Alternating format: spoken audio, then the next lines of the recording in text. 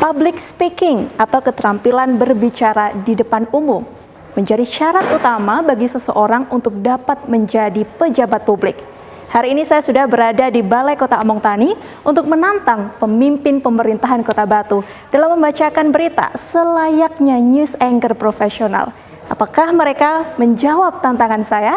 Kita buktikan hari ini di Agro News spesial 18 tahun Fast Seri Agropolitan Televisi. Pemirsa, langsung saja kita awali Agro News edisi ATV Fast Seri kali ini dengan berita yang pertama. Sebagai kado ulang tahun ATV yang ke-18, salah satu video jurnalis ATV berhasil menyabet gelar juara 2 di bidang media televisi dalam Malam Anugerah Jurnalis Pertamina Jatim Balinus 2021. Raihan prestasi Saiful Akbar, video jurnalis ATV ini setelah berhasil menyisihkan puluhan jurnalis yang masuk pemenang karya jurnalis, baik media online, cetak, radio, maupun televisi. Berikut berita selengkapnya. Yang mendukung terselenggaranya acara ini. Demikian dapat kami sampaikan. Malam Anugerah Jurnalis Pertamina Jatim Balinus yang digelar di Navator Samator Hotel Surabaya Selasa malam menghadirkan puluhan jurnalis yang masuk nominator pemenang karya tulis baik media online, cetak, radio maupun televisi. Malam AJP 2021 berlangsung meriah dengan penyerahan penghargaan kepada para pemenang lomba. Setidaknya ada 20 jurnalis yang hadir secara offline dalam Malam Anugerah Jurnalis Pertamina yang juga disiarkan secara online melalui aplikasi Zoom. Hadir langsung dalam kegiatan tersebut Eksekutif General Manager Pertamina Niaga Jatim Balinus, Denny Jukardi, serta Deden Muhammad Idani selaku Area Manager Communication dan CSR Marketing Region Jatim Balinus PT Pertamina Patra Niaga. Eksekutif General Manager Pertamina Niaga Jatim Balinus, Denny Jukardi, menegaskan sangat mengapresiasi dengan karya-karya jurnalis yang sudah diikutkan pada Lomba AJB 2021. Pihaknya juga berterima kasih atas tulisan yang sudah dimuat secara faktual dan menjadi literasi bagi masyarakat luas akan program Pertamina yang sudah dijalankan selama tahun 2021.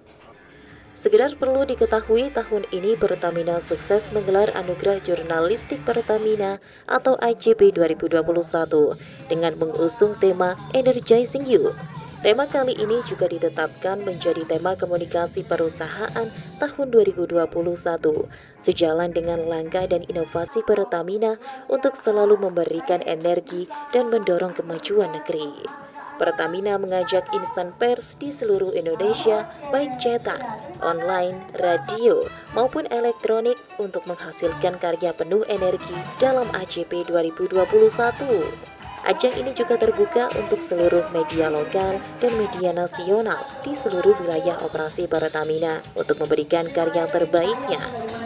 Dengan tema Energizing You, Pertamina membuka peluang berbagai karya jurnalistik untuk mengangkat beragam informasi terkait Pertamina Go Green, Pertamina Go Global, Pertamina Go Digital, Pertamina Go Kolaboratif, Pertamina Go Produktif and Efisien, dan Pertamina Go Sustainable.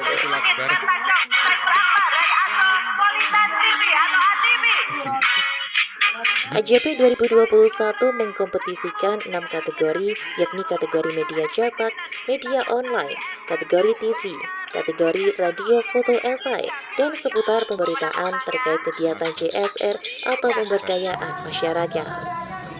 Dari Kota Surabaya, Saiful Akbar ATV melaporkan.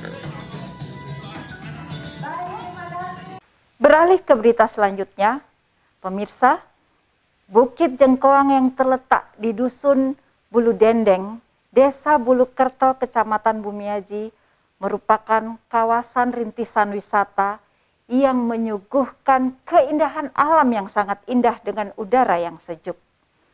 Perlu sentuhan agar kawasan ini menjadi salah satu tempat tujuan wisata edukasi pertanian di Kota Batu. Bagaimana keindahan Bukit Jengkoang ini? Selengkapnya dalam liputan berikut ini.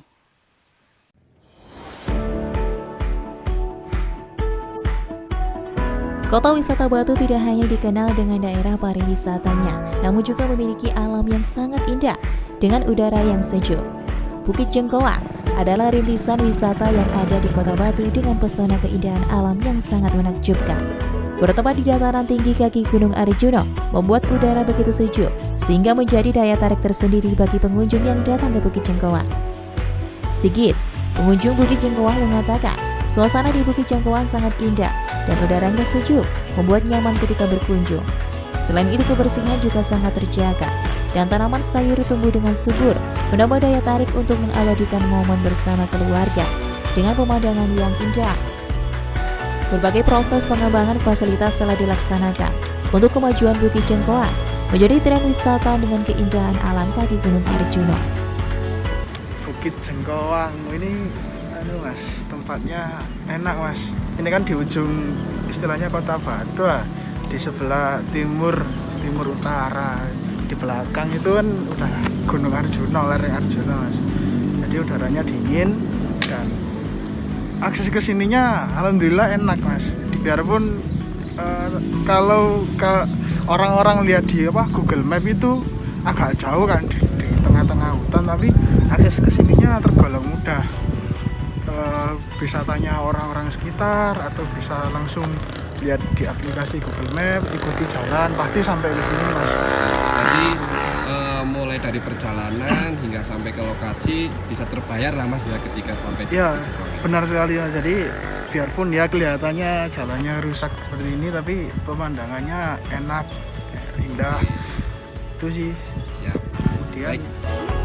Dari Kota Wisata Batu, Ahmad Zain, ATV melaporkan. Assalamualaikum Pak Bunju. Oh, waalaikumsalam. Waduh. Saya dari ATV Pak. Iya. Saya presenter ATV. Iya. Di hari ulang tahun ATV yang ke-18 ini Pak, saya ingin menantang Wakil Wali Kota Batu ini. Apa? Untuk menjadi Main news bulu anchor. tangkis? Wah, beda Oh. Pak. Hari ini jadi news anchor dulu. Oh, gitu. Dari Wakil Wali Kota kita berpindah jadi news anchor Pak. Iya. Baca berita Pak. Oh, gitu. Iya, Wakil Wali Kota siap menjawab tantangan saya Pak? Oke. Siap, kita eksekusi Pak. Ya. Pemirsa, marilah kita awali dengan berita yang pertama. Perhimpunan Hotel dan Restoran Indonesia Kota Batu optimis perubahan instruksi Menteri Dalam Negeri nomor 66 tahun 2021 tentang pencegahan dan penanggulangan COVID-19 pada saat Natal tahun 2021 dan Tahun Baru 2022 akan membangkitkan roda perekonomian khususnya di sektor pariwisata. Pada saat terlibur Natal dan Tahun Baru, diketahui kelonggaran pada Inmendagri tersebut, pembatasan kunjungan wisata sebelumnya hanya 50%, kali ini dinaikkan menjadi 75%. Berikut informasi selengkapnya untuk Anda.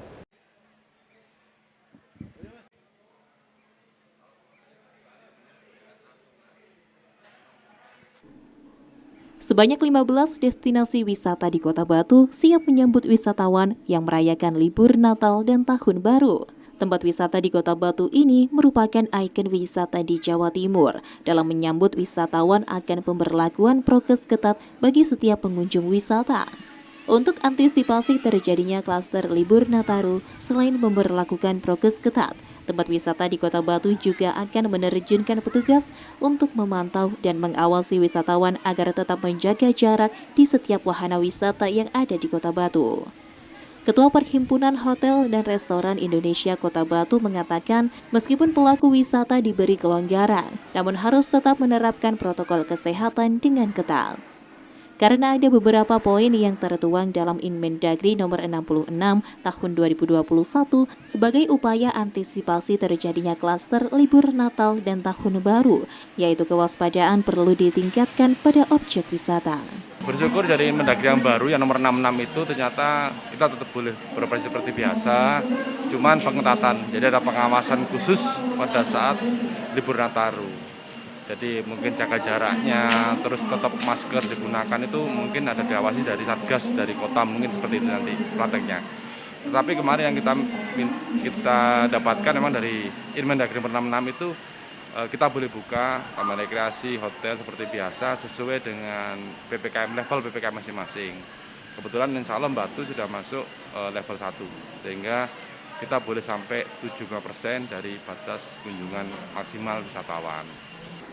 Diketahui hingga saat ini capaian vaksinasi di Kota Batu dosis pertama mencapai 96,45%, dosis kedua 83,25%, untuk lansia dosis pertama mencapai 63,95%, dan lansia dosis kedua mencapai 51,36%. Dari Kota Batu, Yan ATV melaporkan. Informasi selanjutnya pemirsa untuk Anda. Dampak pandemi berkepanjangan dengan pembatasan kegiatan yang dilakukan oleh pemerintah selama PPKM untuk menekan persebaran COVID-19 membawa dampak yang cukup besar termasuk dalam sektor pariwisata. Namun seiring dengan mulai melandainya kasus COVID-19, pemerintah mulai memberi kelonggaran kegiatan termasuk di bidang pariwisata. Hal ini membuat sektor pariwisata di Kota Batu mulai bergeliat, salah satunya wisata petik apel. Berikut berita selengkapnya untuk pemirsa. Seiring dengan mulai melandainya kasus COVID-19, pemerintah mulai memberi kelonggaran kegiatan termasuk di bidang pariwisata. Hal ini membuat sektor usaha pariwisata di Kota Batu mulai bergeliat. Salah satu sektor wisata yang mulai menunjukkan tren positif adalah wisata petik apel. Kota Batu memang tak bisa lepas dari buah apel. Bahkan apel sudah menjadi ikon kota wisata ini. Setelah tidak beroperasi cukup lama, sejak 1 bulan terakhir, destinasi wisata petik apel mulai dibuka kembali. Meski belum maksimal, ada peningkatan yang cukup signifikan karena jika dibandingkan selama pandemi, wisata ini tutup total karena tidak adanya wisatawan. Alinda Dwi Safitri, salah satu pengelola wisata petik apel, menceritakan bahwa relaksasi yang diberikan oleh pemerintah dalam PPKM disambut baik oleh pengelola wisata di Kota Batu.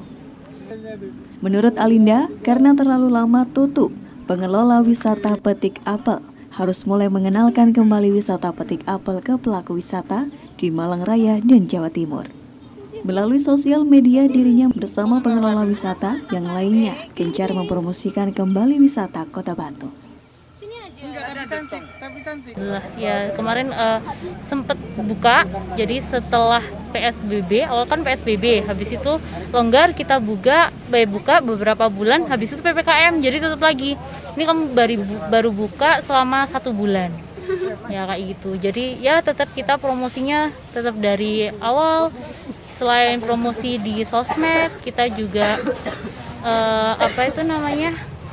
informasikan kepada semua pelaku wisata. Jadi khususnya Malang Raya, Jawa Timur, Indonesia, kita kasih kayak semacam trial kayak gitu, Mas. Jadi kita umumin kalau sudah buka di wisata petik apel kayak gitu. Antusiasme pengunjung cukup tinggi dalam wisata petik apel ini. Dalam sehari tidak kurang dari 100 pengunjung yang datang ke kebun apel. Dengan tiket masuk Rp25.000, pengunjung bisa memetik dan memakan buah apel sepuasnya tanpa ada batasan jam. Rian, salah satu pengunjung, mengaku cukup antusias dengan wisata petik apel ini setelah adanya kelonggaran PPKM. Selain karena pemandangan alam di kebun apel ini sangat indah, rasa apel Batu juga enak. Meski tingkat kunjungan belum bisa menyamai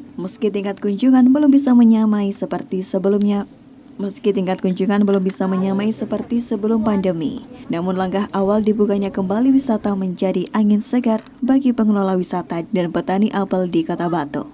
Lebih jauh, pengelola wisata berharap tren positif wisata ke Kota Batu bisa kembali meningkat sehingga roda perekonomian di Kota Batu bisa kembali normal. Kalau mengenai PPKM sebenarnya ya alhamdulillah sekarang udah longgar. Nah, ini merupakan kesempatan buat kita sebagai wisatawan untuk kembali berkunjung ke tempat-tempat wisata yang sesuai yang kita inginkan, dan juga ini juga dampaknya akan sangat bagus juga bagi ekonomi dan akan mulai tertata dengan rapi lah, mudah-mudahan. Dari Kota Wisata Batu, Ari Pungka Aji, ATV melaporkan. Assalamualaikum. Pak Oni. Waalaikumsalam. Kabar baik Pak? Alhamdulillah baik. Luar biasa, sehat nggih? Iya, sehat. Saya dari ATV Pak, saya Elfrina, presenter ATV. Di momen ulang tahun ATV ini yang ke-18, saya ingin menantang Kepala Diskominfo untuk membacakan sebuah berita Pak, layaknya news anchor profesional Pak Oni. Wah, iya. Siap Pak Oni?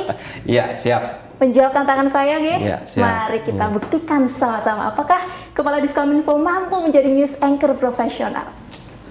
Pemirsa, mari kita awali informasi yang pertama. TV Desa menjadi program pemerintah Kota Batu melalui Dinas Komunikasi dan Informatika Kota Batu yang berfokus pada pemberdayaan kelompok informasi masyarakat yang ada di desa maupun yang ada di kelurahan. Awarding TV Desa diberikan untuk mengapresiasi kelompok informasi masyarakat desa dan kelurahan dalam pencapaiannya mengembangkan program TV Desa. Meski pelaksanaannya sudah dilaksanakan pada bulan lalu, namun kemegahan malam penghargaan TV Desa masih sangat terkesan hingga sekarang. Bagaimana kemegahan acara tersebut? Mari kita saksikan liputannya.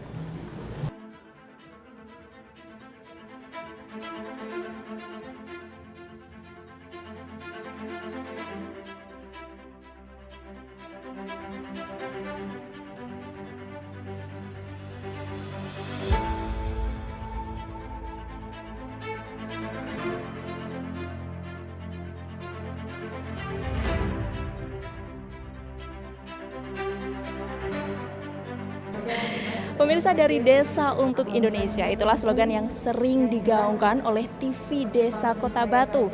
23 TV Desa hari ini akan launching dalam gelaran Festival TV Desa. Saat ini saya melaporkan dari GOR Gajah Mada Kota Batu pada Rabu 24 November 2021 dalam acara Festival TV Desa.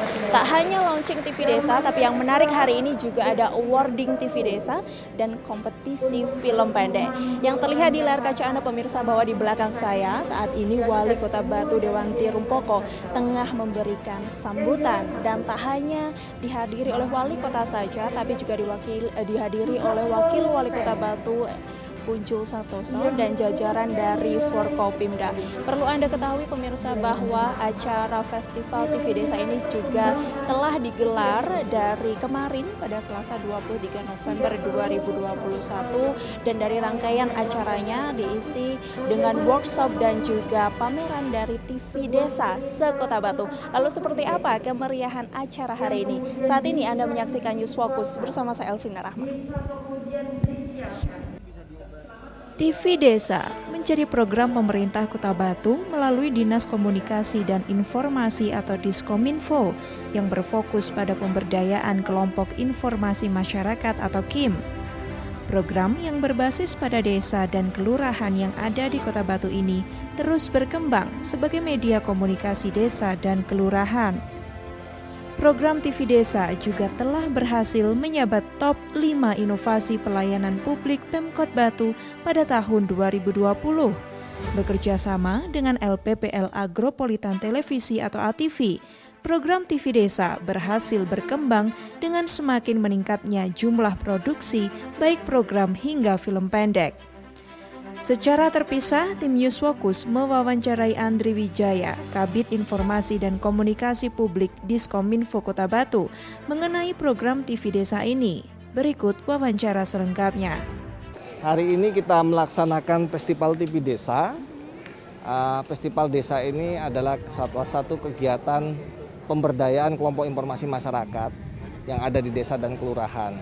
Dan event ini kita buat sebagai apresiasi dan penghargaan kepada mereka yang sudah beraktivitas untuk menjalankan dan menghidupi TV Desa maupun kelompok informasi masyarakat. Nah, terkait event pada hari ini, Festival TV Desa, hari ini adalah hari pertama yang kita laksanakan tanggal 23 dan 24. Di hari pertama ini kita melaksanakan pameran terkait dengan perkembangan broadcast televisi yang diisi oleh para TV Desa. Kemudian yang kedua, kita juga mengadakan workshop.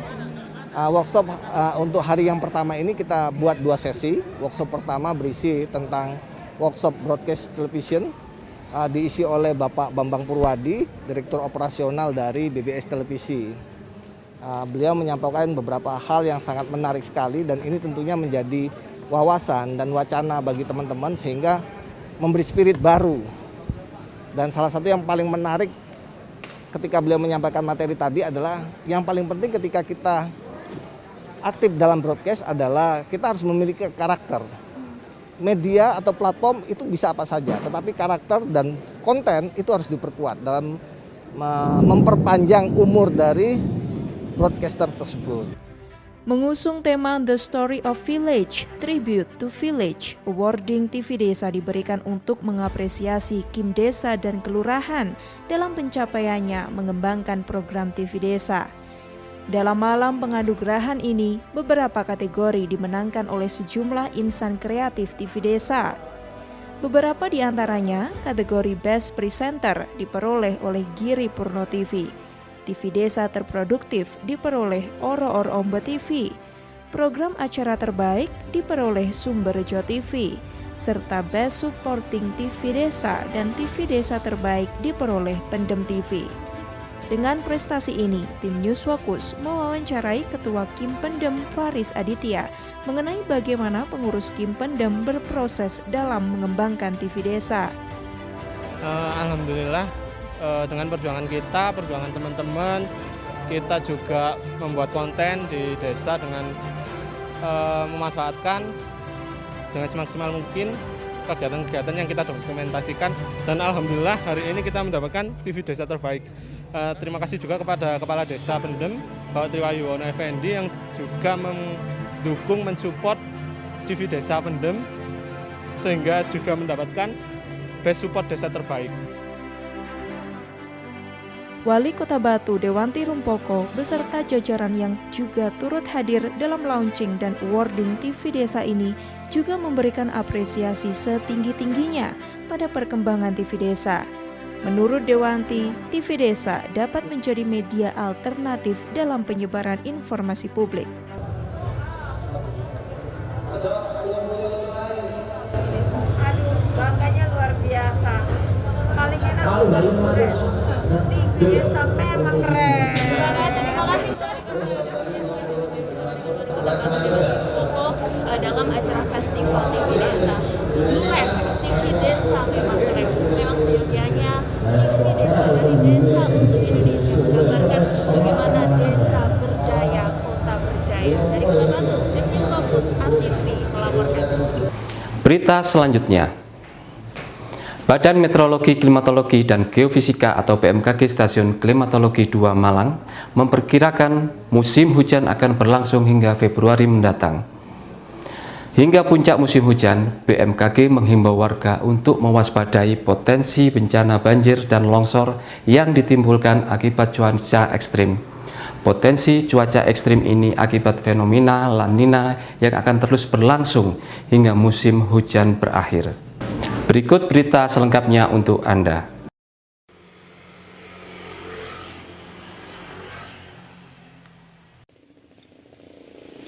Badan Meteorologi, Klimatologi, dan Geofisika atau BMKG Stasiun Klimatologi 2 Malang memperkirakan musim hujan akan berlangsung hingga Februari mendatang. Hingga puncak musim hujan, BMKG menghimbau warga untuk waspada potensi bencana banjir dan longsor yang ditimbulkan akibat cuaca ekstrim.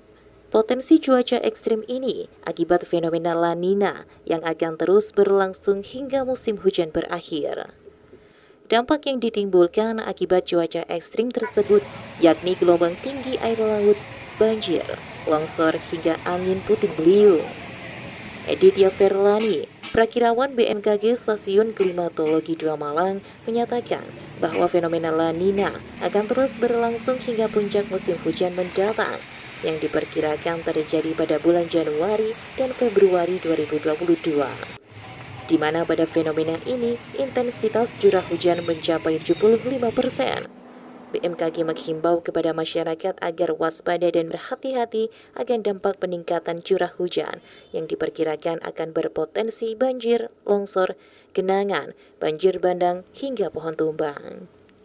Puncak musim hujannya nanti diperkirakan di Januari dan Februari. Nah, di situ juga perlu diwaspadai untuk kemungkinan cuaca ekstrim lebih banyak di bulan-bulan tersebut, pasti akan lebih tinggi curah hujannya. Gitu, Mas. Jadi selama musim hujan ini kami juga udah menghimbau untuk sepanjang musim hujan ini ada potensi La Nina ya, Mas ya. Nah, La Nina ini kaitannya dengan peningkatan curah hujan. Jadi BMKG sudah memperkirakan ketika fenomena La Nina ini berjalan sepanjang musim hujan meningkatkan intensitas hujannya juga sekitar 40 hingga 70% untuk curah hujannya di wilayah Indonesia, terutama juga di Jawa Timur tentunya. Jadi lebih diwaspadai untuk musim hujan ini karena intensitasnya semakin tinggi. Dari Kota Batu, Ari Pungka Aji, ATV melaporkan. Pemirsa, sudah kita buktikan sama-sama, ternyata para pemimpin pemerintahan Kota Batu ini mampu menjawab tantangan saya dalam membacakan berita layaknya news anchor profesional di studio. Bagaimana menurut Anda? Selamat ulang tahun untuk Agropolitan Televisi yang ke-18. Semoga menjadi TV digital yang berintegritas. Saya Elfrina Rahma mewakili seluruh kerabat kerja yang bertugas mengucapkan terima kasih atas kebersamaan Anda. Tetap patuhi protokol kesehatan dan sampai jumpa.